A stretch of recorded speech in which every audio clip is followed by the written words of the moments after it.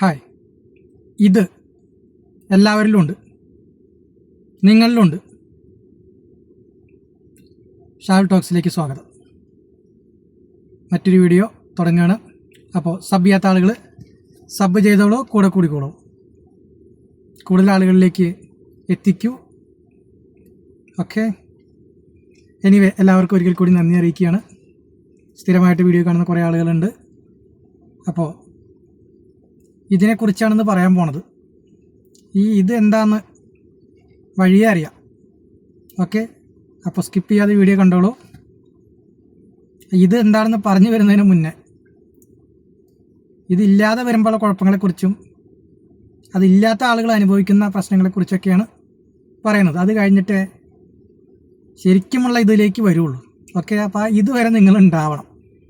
ഇതിനെക്കുറിച്ച് എന്തെങ്കിലും നിങ്ങൾക്ക് പറയുകയാണെങ്കിൽ കമൻറ്റിൽ വന്നോളൂ. ഓക്കെ, അപ്പോൾ പൊതുവെ എല്ലാവരും പറയണത് ആ കാര്യങ്ങൾ ചെയ്യാൻ പറ്റില്ല, നിന്നെക്കൊണ്ട് അതിന് പറ്റില്ല, നിന്നെക്കൊണ്ട് ഇതിന് പറ്റില്ല, നീ അത് ചെയ്യില്ല, നീ ചെയ്ത് ഇങ്ങനെയാവും, ഇത്ര കാലം ഇത് എന്താ ഉണ്ടായേ, ഇങ്ങനെയാണ് ഓരോരുത്തരോടും ചോദിക്കണതും. അതുപോലെ തന്നെ കളിയാക്കുകയും അധിക്ഷേപിക്കുകയും പുച്ഛിക്കുകയൊക്കെ ചെയ്യുന്നുണ്ടാവില്ലേ? അതൊക്കെ കേട്ടിട്ട് എന്തുണ്ടാവും? എന്നെക്കൊണ്ടൊന്നും പറ്റില്ല, ഞാൻ ഇങ്ങനെയൊക്കെയാണ്, വെറുതെ ശ്രമിച്ച് നാണം കടണ്ട, അല്ലേ? അങ്ങനെയൊക്കെ വിചാരിക്കുന്നുണ്ടാവും. അങ്ങനെയാണോ? ഓരോരോ അനുഭവങ്ങൾ ആലോചിച്ച് നോക്കിയേ. കുട്ടിക്കാലത്ത് തൊട്ട് പഠിക്കുന്ന സമയത്ത്, ജോലി ചെയ്യുന്ന സമയത്തെ കാര്യങ്ങൾ, ജോലി സ്ഥലത്തെ പ്രശ്നങ്ങൾ, അതുപോലെ ചിലപ്പോൾ മാരേജ് ലൈഫ് കഴിഞ്ഞ് കുടുംബജീവിതത്തിലേക്ക് വന്നപ്പോഴുള്ള പ്രശ്നങ്ങൾ, പുതിയൊരു വീട്ടിലേക്ക് കയറി ചെല്ലുമ്പോഴുള്ള പ്രശ്നങ്ങൾ, പലതരത്തിലുള്ള സാമ്പത്തിക ബുദ്ധിമുട്ടുകളും സാങ്കേതിക തടസ്സങ്ങളൊക്കെ വരുമ്പോൾ നമ്മൾ പലരും തളർന്നു പോയിട്ടുണ്ടാവും. ചിലപ്പോൾ അതിനെ അതിജീവിച്ചിട്ടുണ്ടാവും ചിലരൊക്കെ. ഭൂരിഭാഗം ആളുകളും അതിജീവിച്ചിട്ട് തന്നെയാണ്. ഇപ്പോൾ ഇവിടെയുള്ള ആളുകളൊക്കെ കൃത്യമായിട്ടും ജീവനോടെ ഇരിക്കുന്ന ആളുകൾ തന്നെയല്ലേ?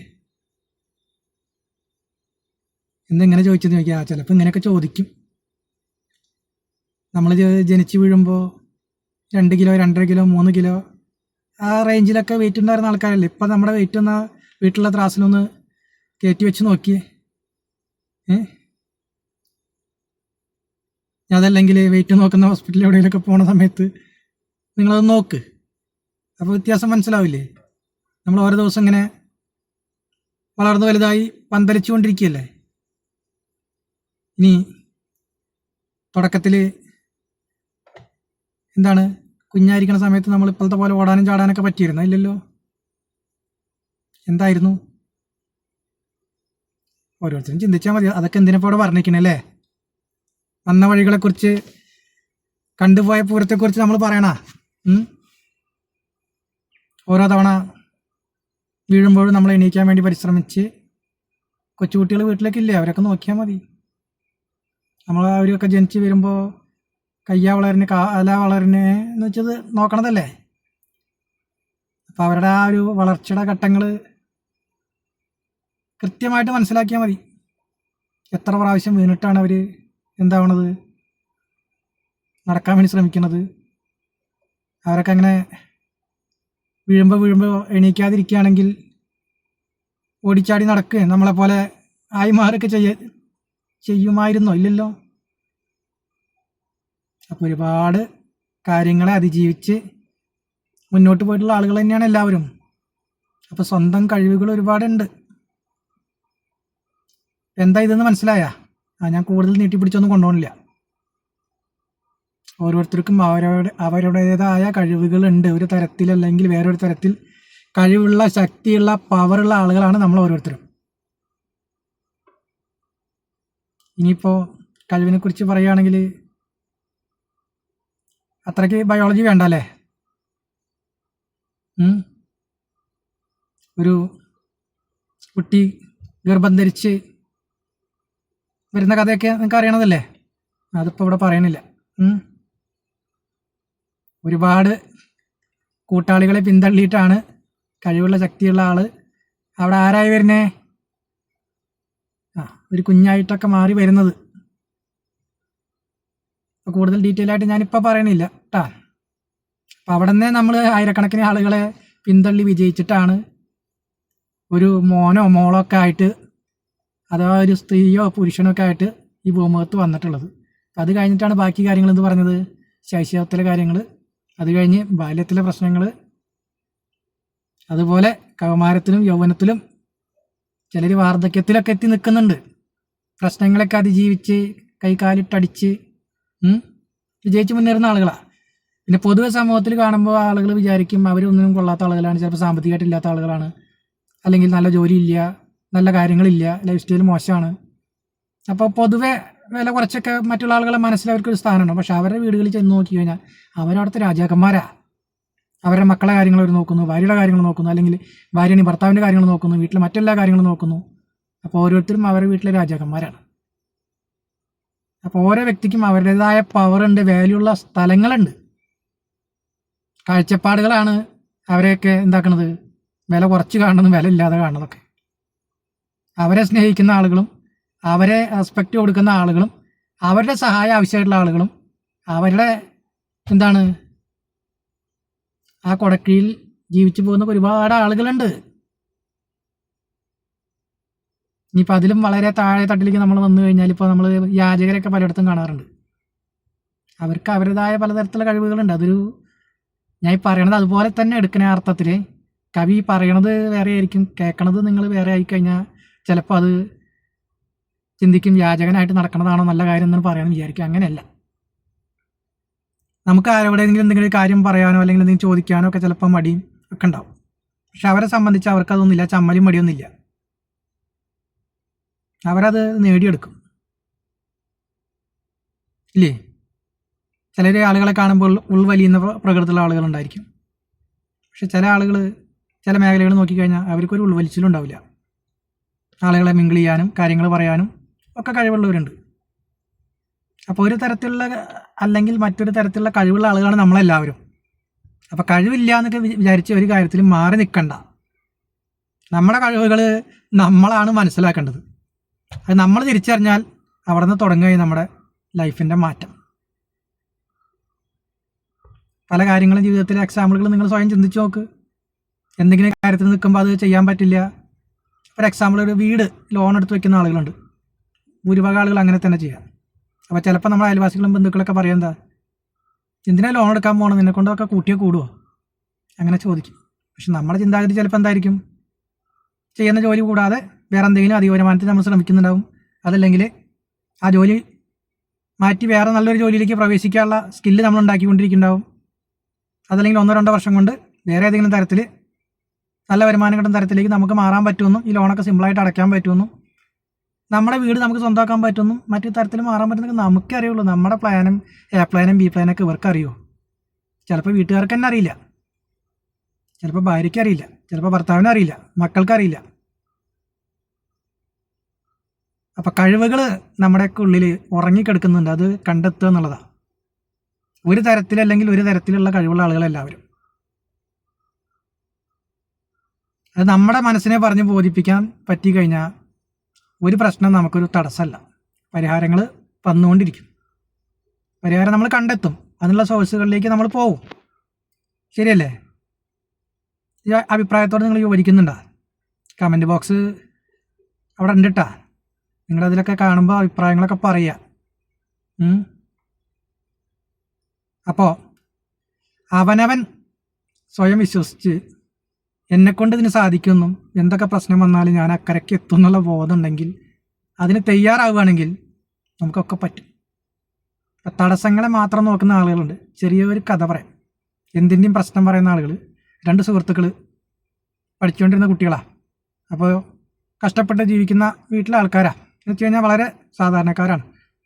പാപം മക്കൾ 10ാം ക്ലാസ്സൊക്കെ കഷ്ടിച്ചെത്തി കഴിഞ്ഞപ്പോൾ അവർ ചിന്തിച്ചു, ഇങ്ങനെ പോയാൽ പോരാ, എന്തെങ്കിലുമൊക്കെ രീതിയിൽ പൈസ ഉണ്ടാക്കണം. പണ്ട് കാലത്ത് നടന്ന കഥയേട്ടാ. അപ്പോൾ രാമു രാജു കൂട്ടുകാരുടെ പേര്. അവർ രാമു പറഞ്ഞു, നമുക്കിങ്ങനെ പോയാൽ പോരാ, നമുക്ക് സമ്പാദിക്കാനായിട്ട് രക്ഷപ്പെടാനായിട്ട് ഒരു വഴി ചെയ്യാം. നമുക്കൊരു പശുവിനെ വാങ്ങിക്കാം, എന്തെങ്കിലുമൊക്കെ പൈസ അറേഞ്ച് ചെയ്തിട്ട്. എന്നിട്ട് എന്ത് ചെയ്യാം, 2 ആൾക്ക് ഓരോ പശുവിനെ വാങ്ങാൻ നട്ടാ പറഞ്ഞേ.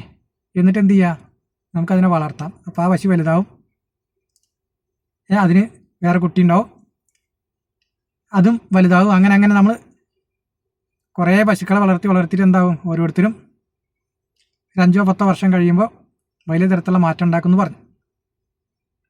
അപ്പോൾ ഇനി നമ്മൾ 10 വർഷം കഴിഞ്ഞിട്ടേ കാണുള്ളൂ എന്നും പറഞ്ഞു. ഓക്കെ, അങ്ങനെ അവരവിടെ നിന്ന് പിരിഞ്ഞു, രണ്ടുപേരും അത് അഗ്രി ആയിട്ട്. അങ്ങനെ 10 വർഷത്തിന് ശേഷം അവർ തിരിച്ച് കാണേണ്ട ദിവസം വന്നു. അപ്പോൾ രാമു പറഞ്ഞ സ്ഥലത്ത് കൃത്യമായിട്ട് എത്തി. അന്ന് പറഞ്ഞ പോലെ അദ്ദേഹത്തിൻ്റെ ആ ലൈഫ് സ്റ്റൈലൊക്കെ മാറി വലിയ സെറ്റപ്പിലാണ് വന്നിക്കണം. ലക്ഷങ്ങൾ വിലയുള്ള വാഹനത്തിലൊക്കെ വന്ന് അവിടെ കൂട്ടുകാരനെ വെയിറ്റ് ചെയ്ത് നിൽക്കുക.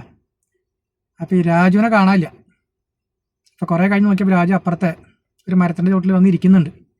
രാമുവിനെ അഭിമുഖീകരിക്കാൻ പറ്റാത്തതുകൊണ്ട് അവിടെ വന്നിരിക്കുക.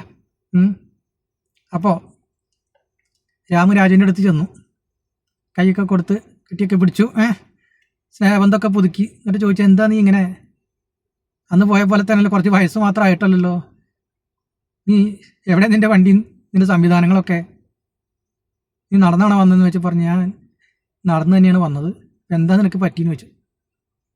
അപ്പോൾ ഈ നടന്നു വന്ന സുഹൃത്ത് പറയാണ്, ഞാൻ അന്നത്തെ കാര്യങ്ങളൊക്കെ കഴിഞ്ഞിട്ട് എൻ്റെ വീട്ടിൽ പോയിട്ട് ഞാൻ ഈ പശുവിനെ വാങ്ങുന്ന കാര്യം പറഞ്ഞു. അപ്പോൾ എൻ്റെ വീട്ടിൽ എൻ്റെ അമ്മ ചോദിക്കുകയാണ്, ഒന്നാമത് നമ്മുടെ അടുത്ത് പൈസ ഇല്ല, നമ്മൾ കടം വാങ്ങിച്ചും എന്തെങ്കിലും പണയം വെച്ചൊക്കെ പശുവിനെ വാങ്ങിച്ചു എന്ന് വിചാരിക്കട്ടെ. നീ പറഞ്ഞു ആദ്യത്തെ പശു വന്നു, അതിനെ നമ്മൾ വളർത്തി വലുതാക്കി, പിന്നെ അടുത്ത പശുവിലേക്ക് പോയി, അങ്ങനെയാണുള്ളത് വലിയ തരത്തിലേക്ക് മാറണത്. പക്ഷേ നീ വാങ്ങിച്ചോ കൊണ്ടിരുന്ന ആദ്യത്തെ നമ്മുടെ ആ പശു ചത്തുപോയാൽ എന്താ ചെയ്യാന്ന് ചോദിച്ചു. കഷ്ടല്ലേ? അതോടക്കനെ